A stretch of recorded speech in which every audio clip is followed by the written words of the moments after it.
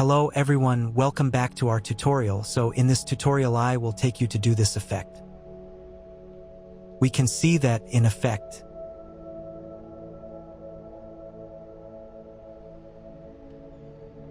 I transformed one of my portraits into such a wireframe form, including the red color of many lines and the feeling of some noise of the lines. Through this effect, we can achieve some gesture interaction, and then you can have this kind of cyberpunk feeling.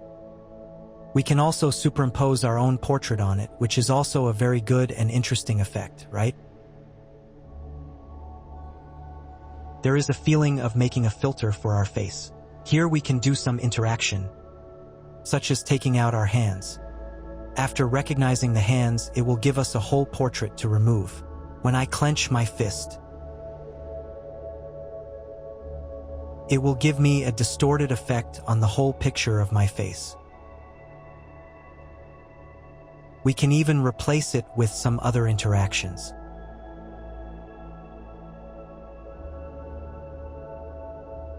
For example, here we can open the mouth.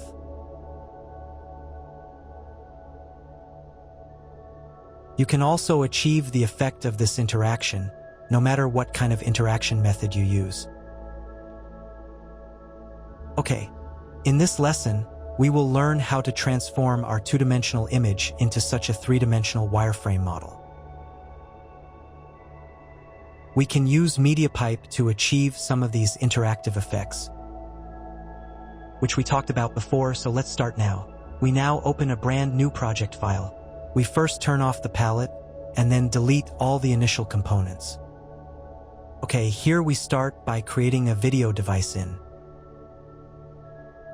Put our pictures in. If our camera here supports other sizes, we can change it to a larger pixel. Okay, then we look at it first after the video device in. Sometimes it is mirrored. We add a flip after it. You can turn it over. We click on the x-axis and it flips us over. Okay. And then here we use an end background as we mentioned before. It is a feature of NVIDIA's own graphics card. If your computer is not an NVIDIA graphics card, or it is not a 20 series or 30 series computer with NVIDIA graphics card, you can't use this function.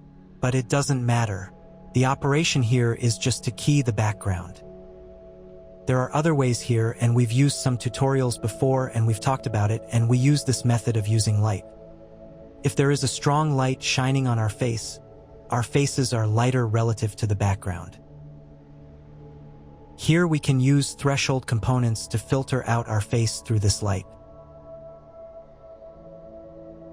We use the background component here.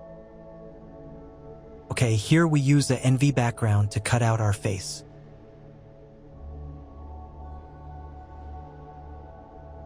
We're going to use a multiply to put it together with our original picture.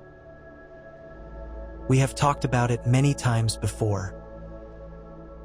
Why can it cut out our face if we multiply it here? Because the white part of our picture has a pixel value of 1.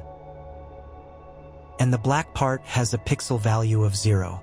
We know that 0 goes to multiply 0 times the value of any pixel, it's 0, right? So everything that's multiplied by 0 becomes black.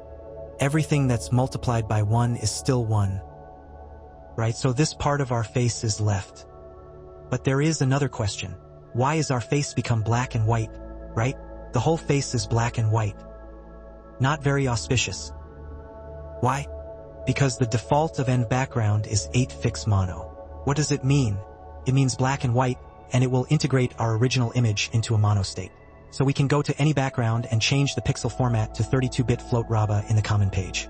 We came to restore our colors.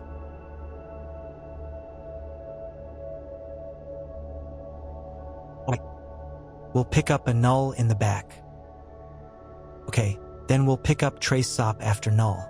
What does trace sop do?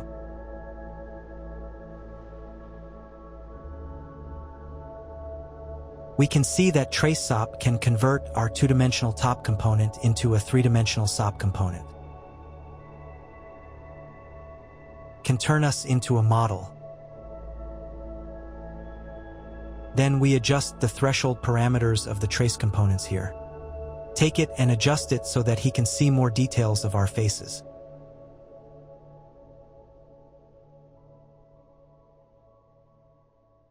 Here we can click the small plus sign, and then click the W key, and we can see its wireframe state. If we adjust it at this time, we can see these details on our face more clearly. For example, we can see our eye sockets and our nose. In this way, our final effect will be more detailed. And then we add another extrude operator behind it. What can it do? We see it can turn our model of a flat sheet into a model with volume.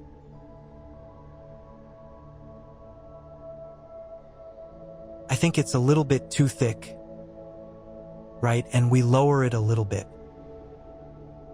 Let's change the depth scale to be a little bit smaller, just a little bit of a 0.08 dot, even 0.05 is okay. You can try to adjust whatever value you want.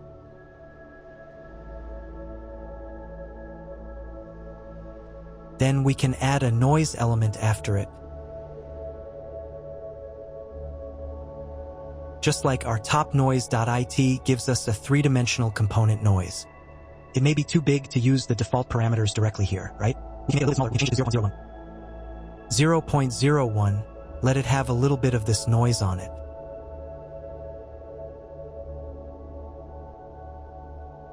Then we add a null at the end. Okay, and then finally we use a geo to render it. Then again, several of our rendering operation light cameras.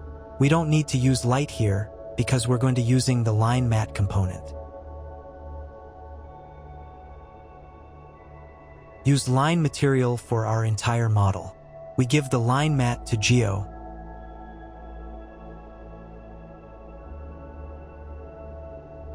And we can see that our face becomes a three-dimensional wireframe. Okay, then we add a render after it.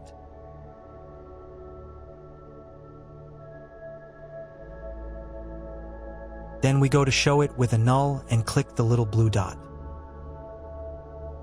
Then we can add a Ripkey black background in the back. Okay, now we see that it is too small, right? So we can adjust it here. If we adjust the z-axis of the camera a little lower, we will adjust it to a suitable distance, which will be 1.2 is about right. Our face is in a suitable state. And then we adjust a parameter of our line matte. Of course, these parameters can be adjusted by yourself. There will be no restrictions here. I personally think it's a little too thick. We will adjust it a little thinner dot. We can change it to 0.8 and then 0.5. Then in line, I can change it to a pure white color. Then in point, we open draw points and let it generate some endpoints for us. Here we can adjust its size a little bigger. Change it to 2.6 or something like that. I think it's okay. And then you can squeeze it out a little bit more. And then a little bit thicker. And then a little bit bigger. All right, we transform our portrait into a three-dimensional image of this wireframe.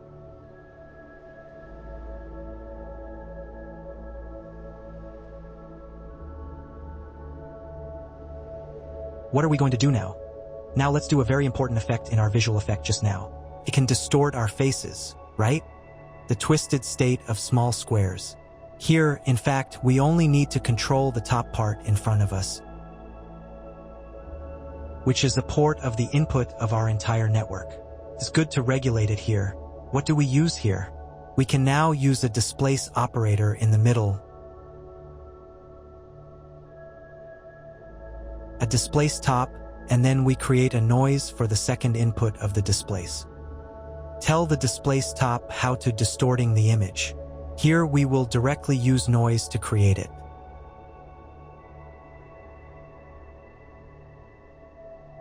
Then we put noise here and we adjust the parameters. The first is output. Here we just need it to be pure noise. We don't need to overlay it with our previous image. Okay, just change it to noise. Then we can adjust it in the noise panel. First, Mono turns it off, make it be a colorful noise. If you don't turn off the mono, what will be the effect? Let's try it later. Then we can make the offset a little higher, and then we can make the amplitude a little bigger. You can try all these by yourself. Then we can also reduce the period by 0.16. How about that? Now the image is all gone, right? Why? Because the value of our displace is too large. Generally speaking, I remember saying before that the default value of our displace is usually very large. We can change a very low value here. Let's change it to 0.03.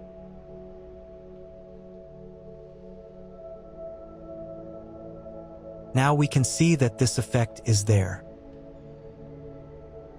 Yeah, but we found that the frame rate is low, right? Because there are too many changes and too many details. What can we add at the end? Add a limit, let the noise become small square. First of all, we go to quantize page and let's change these two into floor.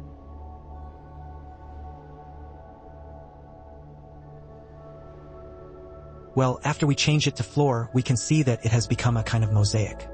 And we see that the effect is actually quite interesting now,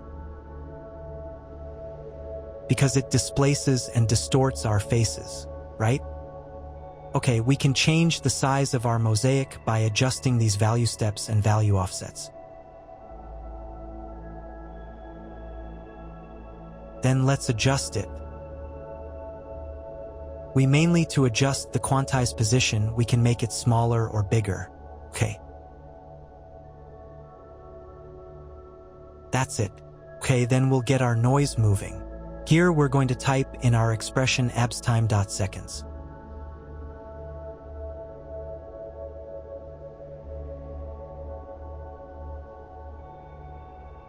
It's moving, right? But now it's moving too fast, right? Let's slow it down. Divide by a 10. Very good. In this way, the effect of distorting face would be achieved. Here you can finally adjust all these parameters, which can be adjusted. Maybe you can make it bigger or smaller. Okay, then we just tried to say, for example, what would happen if we turn mono on here? If we look at it, it will be a comparison. If we turn mono on, it will be all slanted distortion. Looks like this. In fact, this effect is also good. I'm going to keep it. Let's continue. I remember that we saw a lot of red lines in our picture just now, right? This is a very important point to make our whole picture more interesting. Here we directly use the model of our face that we just made here. This model is very cool. Let's use it directly and use select SOP to select null to model we just made. Then we go and do some work on it. Okay, here I'm going to do a series of operations. First of all, I'm going to convert it into a point cloud. In my plugin, I have already provided this plugin for you. It has been clearly explained in our previous tutorial on the transformation of point clouds. We will connect it directly here. We can see what kind of effect it will transform our three-dimensional model into in real time. We can click the plus sign here and then right-click View as Points, and we can see that this is the form of our point cloud. Okay, and then here we're going to make it a line state. In fact, our last three-dimensional line, the red line, is actually a three-dimensional model. Instead of what we see now is a purple 2D image. So we have to continue to make another transformation. We transform our point cloud into a 3D model. And in this process, it will become a state of line.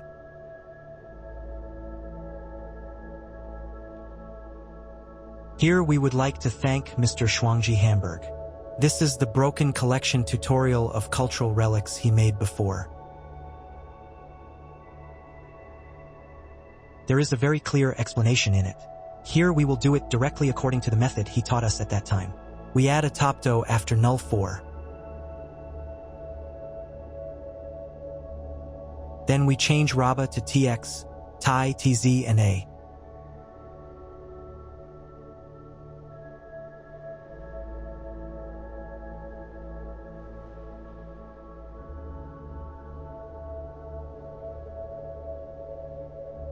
What I am doing here is to convert a 2D point cloud format into a 3D model format. Okay. Then we go to add a shuffle chop.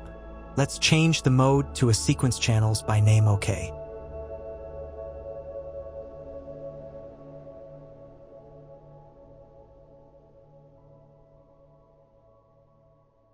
And we add another null after it. Finally, we transform it into a chopdo, into a 3D model line, just like this. What can we do with it?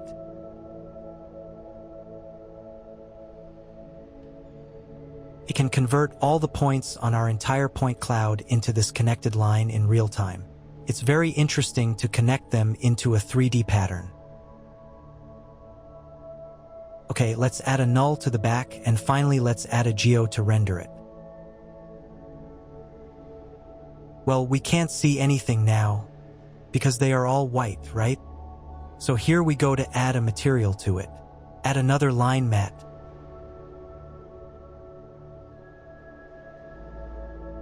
And we go directly to the line, let's go and change it to a big red.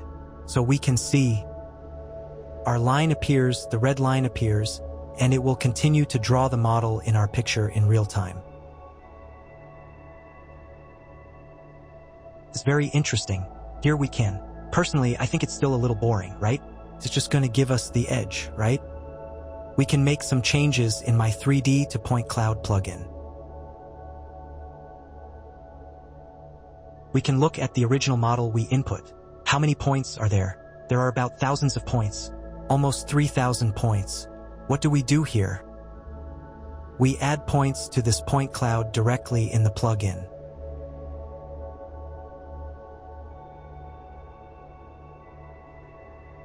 We change the points to 3,000 points.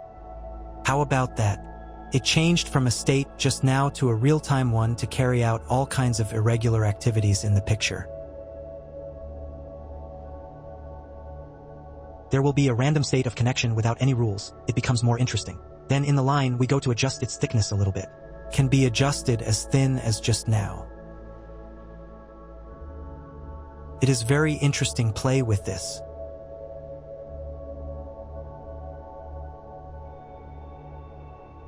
Okay, let's go on. Let's make our work more interesting. We can copy all of it. From this plugin all the way up to all the components here. Control-C and Control-V, we copy these. And we can create a noise here. Wait. Let's turn off the points of the point cloud first. We don't need it to generate so many points here. Okay, let's put a noise before it. In that case, what can it do? We can see that it will continue to randomly generate these red lines around here. It's also very interesting, right?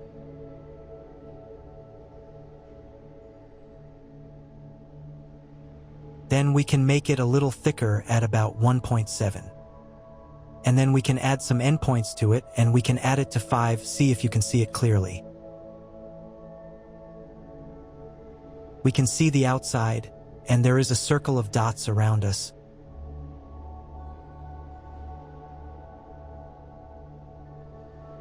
Now our whole vision has been done. Here we still follow what we just said. We can follow our previous effect. What can we do? We can superimpose a picture of our own camera on the back of our picture, right? We use a select here.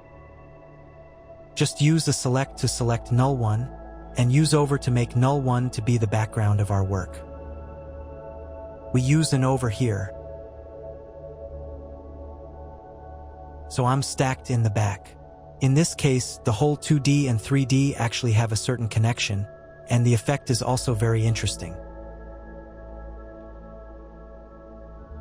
Okay, now let's explain how to realize a gesture interaction and a facial interaction in this project. In fact, we have already mentioned in the previous course that we use the MediaPipe plugin. Let's go to our plugin to find it first. I have already provided the MediaPad component to you in the last class. You can find this by yourself. Let's delete our video device in first. We need to delete it. Otherwise, our MediaPipe has no way to use our camera.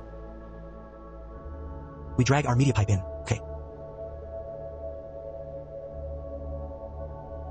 This is our MediaPipe, this plugin. Some students don't know how to put our external plugins into our palette. Let's go to My Company first. Let's right-click to create a folder. Let's name it. Okay. Then we find our folder. And then we just drag it in,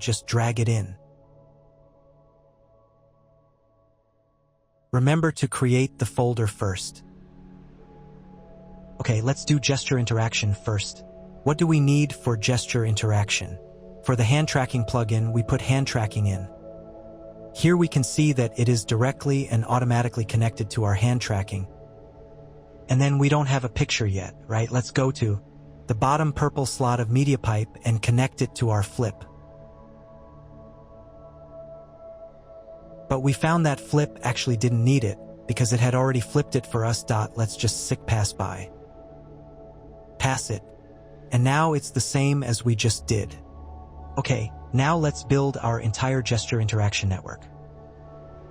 Okay, what do we do first? All our interactions need to be broken down into various little different problems to help us understand them. Let's deal with the first interaction.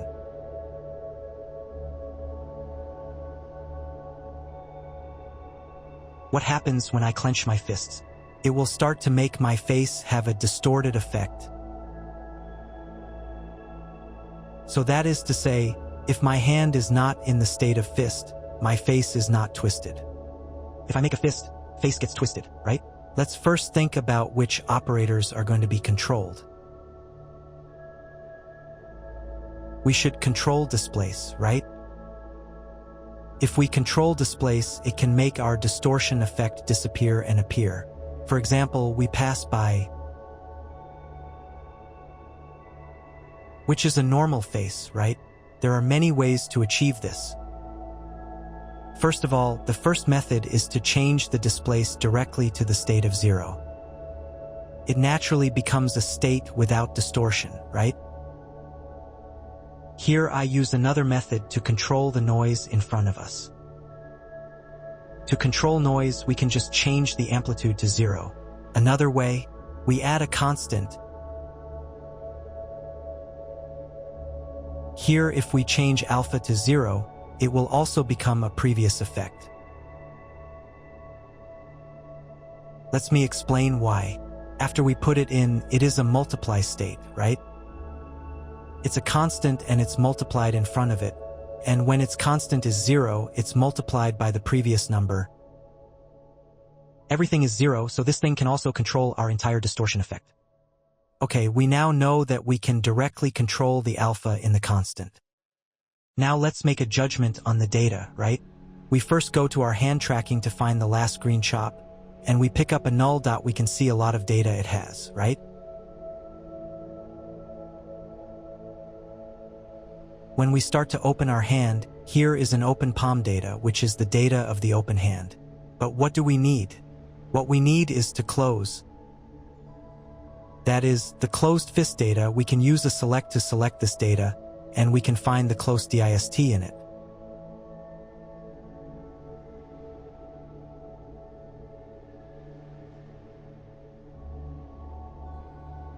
We now will use a very common operator called logic.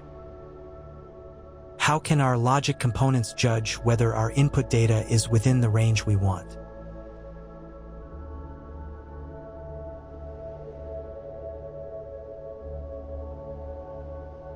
Okay. Let's see what the input data looks like when I open my hand. It's 0, right? At this time, I want the distortion effect to be 0. We can see that it is a value of 0.8, more than 0.8 when I close fist.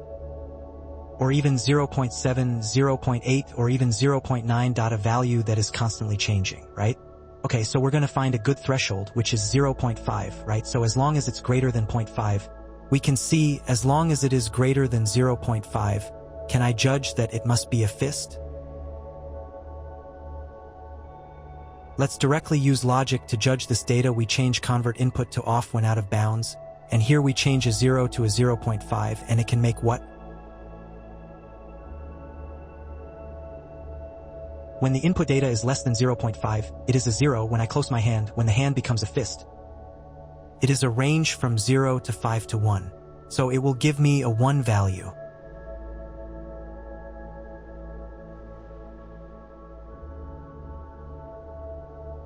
Alright, we add a null.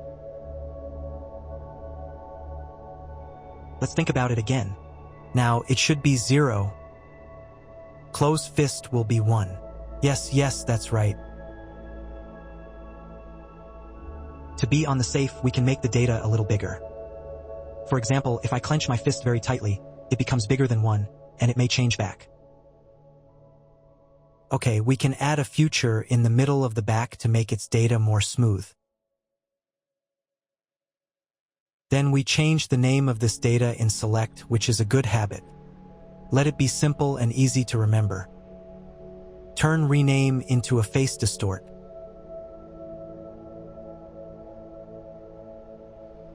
Face distort to be the name of facial distortion. Let's activate null1 and reference it on constant alpha. Okay, now we can see that when I don't make fist, it's a normal state. When I put my hand out and clenched my fist, started to give me a twist, right? But now there's another problem. If two hands appear, I have one hand clenched, it's twisted, but my other hand is twisted, but the clenching of my fist seems to have no effect. Right? So what do we need to do? We can make a new one and install a new thing. We need to use our other hand. We copy and paste one here in select. And we change hand1 to hand2.in this way. Both of our hands are included in it. Then we add a math behind it.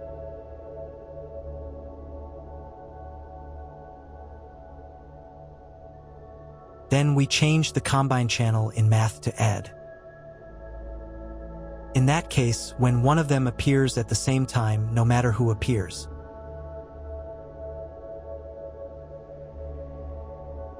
no matter who shows up, even two fists,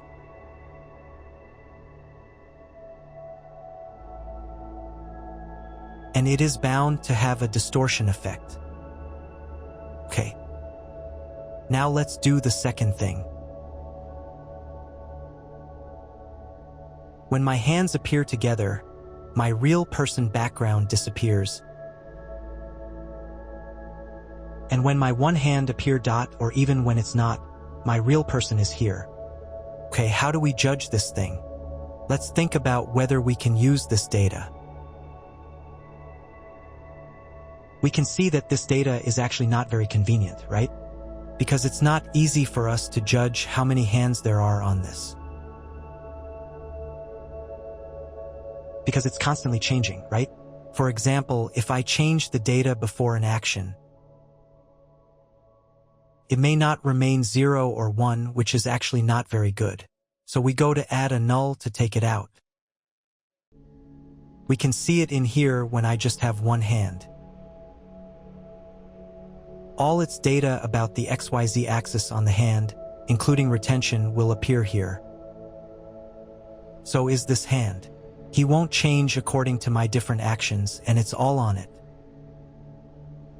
And there are data changes. Right? Then we can make a judgment through this. Okay, we can actually choose anyone here. We can directly choose rotation here. We can select it. We can choose it. The first is a rotation of hand 1. We can see that when I don't have a hand and this hand doesn't appear, it must be 0, right? When a hand appears, it becomes a number, right? No matter what I do, at least it has a number. Then we copy and paste to take charge of the second hand. Let's change it to hand 2. Okay, let's think about it again here. What are we going to judge? I'm judging if both hands exist at the same time. Not gonna work with the left hand, and not gonna work with the right hand. 2 hands must appear at the same time. So we can take a look and think about what kind of data this data is. Is it necessary for both hands to have data? In this case, both hands must have data, right? Neither of the two is 0. Here we can use a math. And we can connect them together. Here we just change the combine channel to multiply. Multiply them together and we're back to the multiplication problem. Because hand 2 is 0, they multiply it and it's still 0. But when my 2 hands appear, it becomes data with number. If I take a hand away, it's back to 0. If I take it back, it's not 0. Okay, let's use this to judge. We directly follow a logic and we can judge whether it is 0 or not. Change it to 0 so that you can judge that when both hands do not exist. It is 1. When any hand appears, it is still in the state of 1.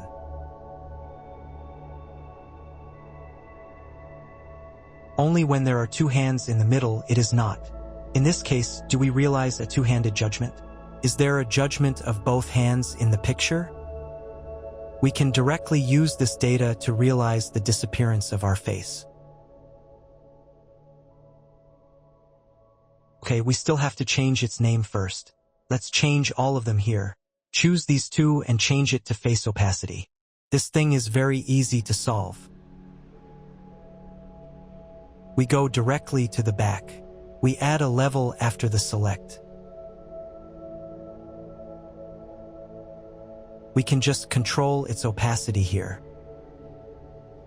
We add a filter to control it to be more smother. And then add a null, and then we activate the null. Then put the null 13 on opacity. Okay, now let's try to show the hands.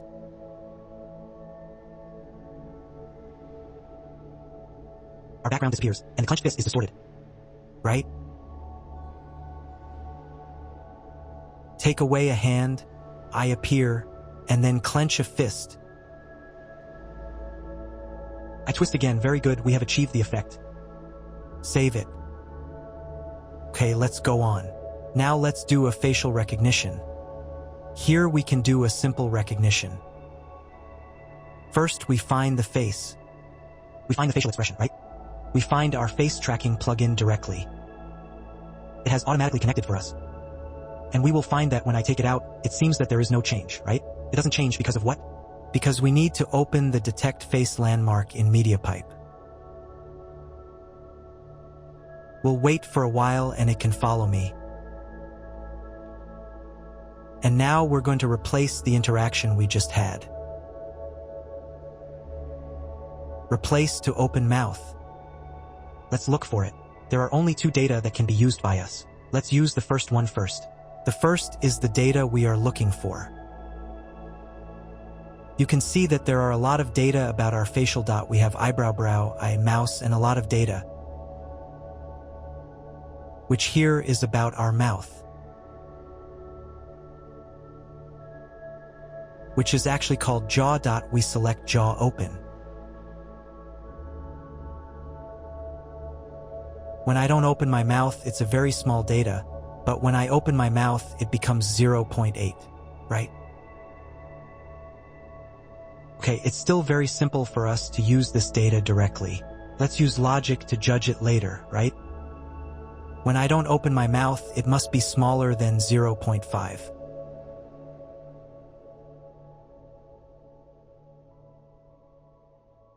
When we open our mouths, we can see if this logic has realized such a judgment.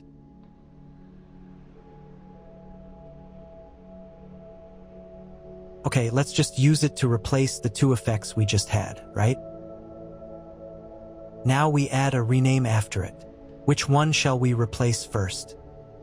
Go to replace the face opacity, right? We renamed it the face opacity. So we don't have to reference again this data later, and we add a null to the back. And then we see face opacity, which actually starts out 1. Only when our two hands appear, it just turned back to 0. So we need to add a math in the middle of it and change its order. Change to range to 1 and 0, and then we directly replace it on this line. Okay, now we open our mouths. Our picture will follow this visual change in transparency. Well, let's go on. Which one do we replace? Let's replace the face distortion. Let's add a null directly here. Just replace it.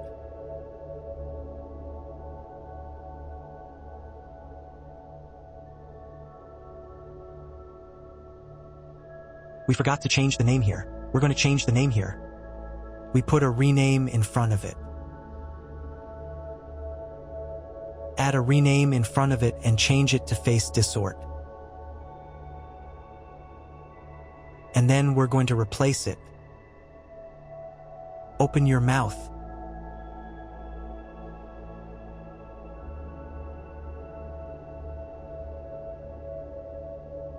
Alright, our interactive recognition has been realized. I'll switch to hands. We have two forms of interaction. One is a judgment of hand gesture.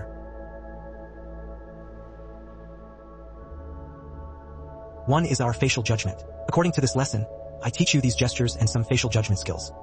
Of course, we can also implement various other judgment methods here. For example, it provides many kinds of data.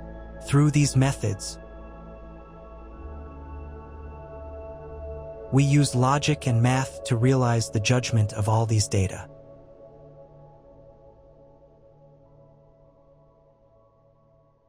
Okay, that's all for this lesson. I hope you can achieve all kinds of interesting effects after this lesson.